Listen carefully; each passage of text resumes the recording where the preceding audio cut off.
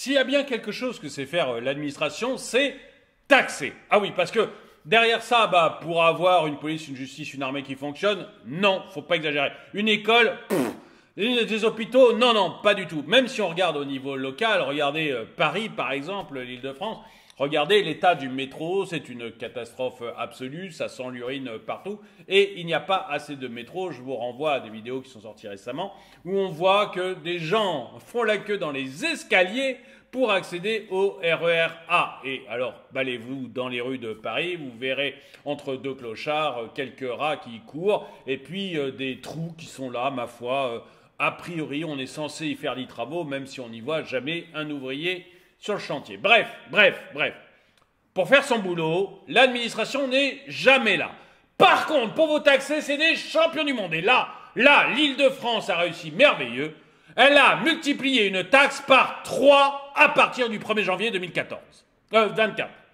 Bonjour et bienvenue dans cette nouvelle vidéo de DME en direct. Comme toujours, si vous n'êtes pas abonné, je vous suggère de le faire et de cliquer sur la cloche pour être prévenu lorsque je sors une nouvelle vidéo. Et je vous signale la boutique DME à laquelle vous pouvez accéder soit sur le site internet romaeconomic.com, soit sur ma chaîne YouTube en appuyant sur l'onglet boutique, soit dans la description de cette vidéo. Et sur la boutique, vous pouvez acheter des polos comme ça, des sweatshirts, des casquettes, des magnettes, des mugs. Bref, plein d'articles qui sont de très très bonne qualité et au logo, regardez, au logo de DME. Voilà. Donc, 2024, pas 2014 comme je le disais tout à l'heure, 2024, 1er janvier 2024,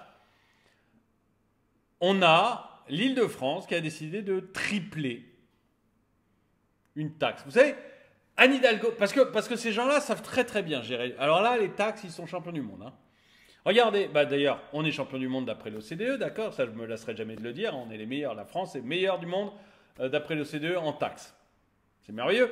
Mais, vous vous souvenez que la taxe foncière avait augmenté. L'État avait dit, tiens, la taxe foncière, cette année, 2023, vous allez l'augmenter de 7%. Bon, Anne Hidalgo, c'était une ordre, 7%, c'est un truc de petit joueur. Moi, je l'augmente de 60%. Donc, Anne Hidalgo va augmenter la taxe foncière de 60%. Pouf! En 2023. Tranquille. En 2024, on va voir, parce que 2024, l'État a déjà dit, vous pourrez augmenter la taxe foncière d'au moins 3,5%. Là, on attend de voir les résultats. On va apprendre ça en avril-mai, ça va être du bonheur. Bon, mais c'est d'une autre taxe que je vais vous parler, parce que vous voyez qu'en Ile-de-France, quand vous augmentez la taxe foncière à Paris, c'est plus 60%. Eh bien, quand vous augmentez la taxe de séjour, c'est plus 200%. Oui, on la multiplie par 3. Voilà. Parce qu'on ne va pas faire les choses comme ça, petit bras, on va pas... Hein. Ces gens-là, en fait, n'ont jamais bossé de leur vie. Ils n'ont jamais bossé de leur vie. Ils ont été tout le temps dans l'administration. C'est pas ce que j'appelle travailler. Je suis désolé pour les fonctionnaires. Mes parents étaient fonctionnaires, hein, donc c'est pas ce que je veux dire. Mais vous comprenez, quand je dis travailler, c'est savoir ce qu'est un client. Savoir comment marche la vraie vie dans le privé, etc. Où on a des clients. Parfois, on n'arrive pas à vendre des produits. Parfois, on est content de réussir à les vendre, etc. Eux, non. Eux, soit ils ont bossé enfin, ils ont toujours bossé dans l'administration. Et dans l'administration, quand vous avez besoin de sous, vous allez juste taper ceux qui bossent. Ceux qui ont un mal de chien à trouver des clients, qui luttent pour leur survie, vous allez les taper. Et donc là, ce que l'on a en Ile-de-France, c'est Valérie Pécresse qui dit j'ai envie de faire un peu mieux dans le métro, le RER. La taxe de séjour, je la multiplie par 3. Et évidemment, toute l'hôtellerie est vent debout, quoi, en disant mais les gars, mais ça va plus, quoi. On va perdre tous nos clients. Il y a un moment, arrêtez vos couillonneries. Vous allez voir jusqu'où ça va, notamment pour les hôtels soi-disant pas chers. Vous allez voir qu'on arrive à des montants, mais c'est de la folie pure. C'est de la folie pure. Je ne sais pas si vous n'êtes pas parisien et que vous avez projeté de monter à Paris, montez pas. Montez pas à Paris. C'est de la folie pure, les prix que vous allez avoir maintenant. Déjà, ce n'était pas donné, mais alors là, maintenant... Donc, La récente annonce d'une augmentation de 200% de la taxe. Pourquoi faire les choses à moitié? Moi, je la comprends, Madame Pécresse. Bon, l'inflation, le coût de la vie, c'est plus 3, 4, 5%, 6%. Les plus extrémistes disent que pour les courses, c'est plus 20%. D'accord. Bon, bah, je vais pas m'arrêter. Madame Pécresse, oui, mais 20%, c'est un truc de... C'est un truc de nain, ça. Moi, je n'ai pas augmenté mes ressources de 20%. Non, plus de 100%. Plus de 100%, ça me paraît raisonnable comme hausse. C'est une belle hausse. Entrant en vigueur donc dès le 1er janvier 2024, demain matin, a provoqué une vague d'indignation parmi les hôteliers de la région. Cette mesure, intégrée au projet de loi de finances 2024, vise à financer de nouvelles infrastructures de transport public, principalement les extensions de lignes de métro, de RER et le Grand Paris Express. Parce qu'ils n'en ont jamais assez. Jamais. Il y a seulement la moitié de la richesse nationale créée qui passe entre les mains de l'État. C'est pas assez pour ces gens-là. Il vous en reste un peu. Il faut qu'on le prenne. Cependant, les professionnels de l'hôtellerie dénoncent unanimement une décision qu'ils estiment injuste et pénalisante, en particulier pour les établissements les plus abordables. Bah oui, c'est les établissements les moins chers qui vont payer des sommes gigantesques. Des réactions unanimes dans le monde de l'hôtellerie. Les principales organisations professionnelles, telles que l'Union des métiers et des industries de l'hôtellerie et le Groupement national des chaînes hôtelières, expriment leur mécontentement face à cette mesure. Véronique Siguel, présidente de la branche hôtellerie de l'UMI, et Jean-Marc Crans, président du GNC, soulignent que cette augmentation de la taxe de séjour pénalise particulièrement les établissements les moins chers. Les hôteliers, puisque les établissements les moins chers, bon, comme on le dit, ont le prix le moins cher, mais la taxe, elle est fixe pour tout le monde. Donc, vous êtes dans un 5 étoiles, on vous dit que vous avez payé 50 € de taxe. Bon, bah, je paye 50, mais je paye 4 000 € la chambre, donc 50 € de plus, ça ne va pas me faire trembler. Par contre, votre hôtel, il est à 100 € la chambre, et on vous dit que ça va être 50 € de taxe. Vous vous rendez compte que ce n'est pas la même chose, quoi. Annoncer aux clients, c'est pas la même ritournelle, là. Selon les professionnels de l'hôtellerie, cette augmentation de la taxe de séjour repose sur une logique préjudiciable consistant à ponctionner les touristes pour financer les projets de transport régionaux. La taxe de séjour payée jusqu'à ce que les touristes ne viennent plus, vous savez. La taxe de séjour payée par les clients des hôtels représente une charge financière supplémentaire pour les établissements qui devront désormais collecter et reverser des montants considérablement accrus aux collectivités locales. Le groupement des hôtelleries de restauration de France, le GHR, met en garde contre les conséquences économiques désastreuses de cette mesure, en particulier pour les hôtels économiques jusqu'à 3 étoiles. Avec une augmentation significative de la taxe de séjour, les hôteliers craignent une baisse de la fréquentation due à une augmentation des prix. Forcément, si vous augmentez les prix, ça n'aide pas à augmenter le nombre de clients. Franck Troué, délégué général du GHR, estime que cette mesure pourrait entraîner une situation où l'hôtelier devra collecter autant de taxes de séjour que de TVA pour une chambre à 100 €. Donc voilà, une chambre à 100 €, vous en avez autant de taxes de séjour et de TVA. Et comme la TVA c'est 20%, me semble-t-il, je me trompe peut-être, mais parce que j'ai pas eu le temps d'aller vérifier la TVA sur les hôtels.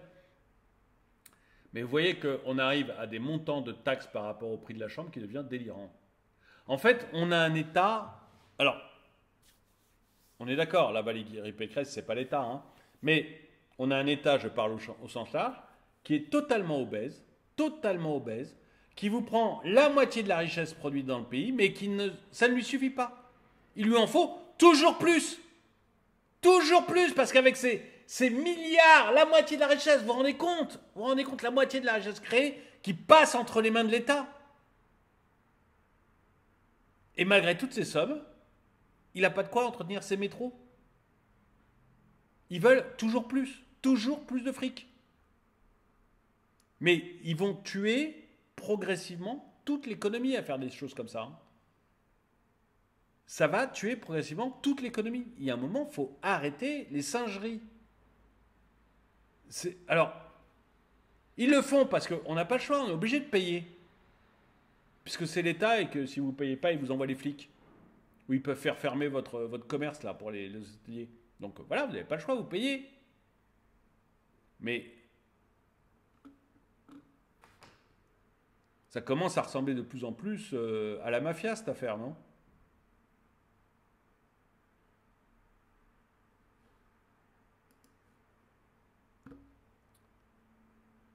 Des propositions alternatives rejetées. Alors oui, ils ont fait donc des propositions alternatives, notamment faire payer plus cher les palaces, une augmentation de 100% pour les hôtels 1 étoile et de 130% pour les 3 étoiles. Mais qu'est-ce que c'est? Mais alors, enfin je les comprends, vous voyez, moi je comprends les syndicats, ils disent non mais c'est une catastrophe, on va essayer de contenir le problème, on va essayer de trouver une solution, et je vous en prie, ne tuez pas. Si on fait 200% pour les palaces, 100% pour les 1 étoile, 150 pour... Mais vous vous rendez compte qu'on est sur des doublements de la taxe? On n'est pas sur une augmentation de 7-8%. Moi, je ne sais pas.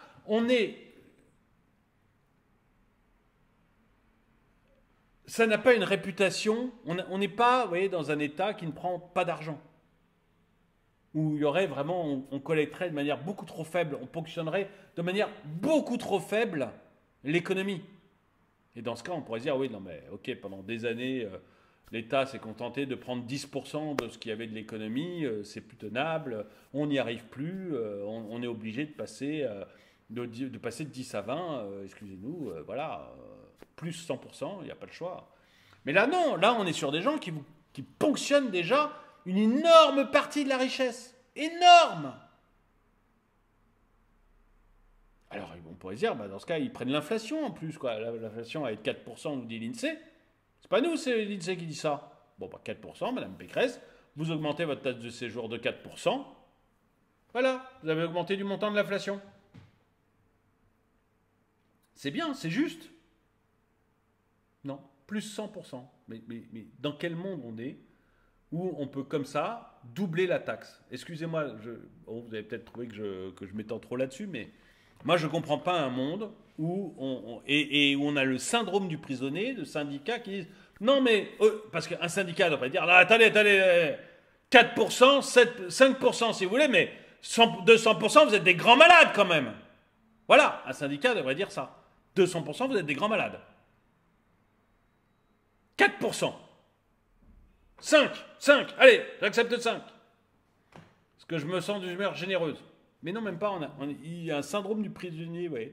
Un syndrome de Stockholm. Attendez, on vient de me mettre une claque à 200%. Attendez, non, mais si on pouvait faire que 100% pour les petits hôtels. Non.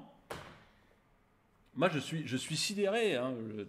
C'est comme quand Hidalgo augmente sa taxe foncière de 60%. Je me suis dit, mais dans quel monde on vit, quoi? Vous vous rendez compte que l'État peut venir et augmenter vos impôts de 100% comme ça, ou de 60% pour Anne Hidalgo, mais comme ça. Vous avez juste fait des calculs, prévus, etc. Enfin, vous voyez, pour le propriétaire immobilier, il a prévu des choses, son loyer, son machin, son truc, pour que ce soit rentable, on lui augmente sa taxe foncière de 60%, comme ça, pof. Là, l'hôtel, il a prévu, etc. Paf, plus 100% sur la taxe de séjour. Enfin, bon, je sais pas, c'est peut-être normal. Dites-moi ce que vous en pensez. Moi, je trouve ça complètement fou.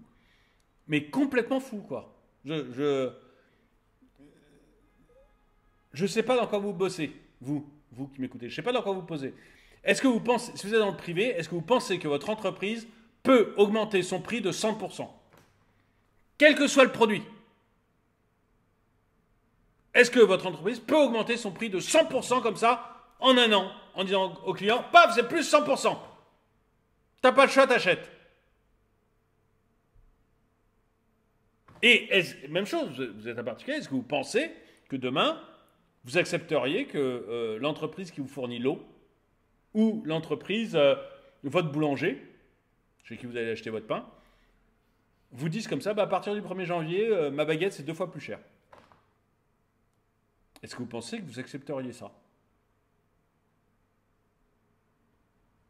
Alors, je sais pas. Peut-être que ma comparaison est mauvaise. Peut-être que, je sais pas, dites-le moi dans les commentaires. Moi, je trouve ça dingue. Il n'y a que l'administration pour se comporter comme ça.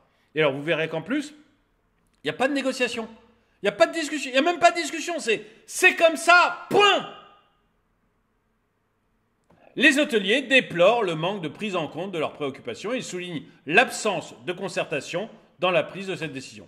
Absence de concertation dans la prise de cette décision. On leur a dit, votre boulanger vous a dit, c'est comme ça mon gars, non seulement tu es obligé d'acheter mon pain, mais tu vas acheter 2 fois plus cher. Point. Il n'y a pas de discussion.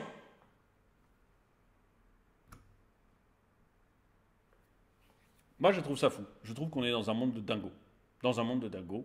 Dites-moi ce que vous en pensez. Si vous voulez avoir...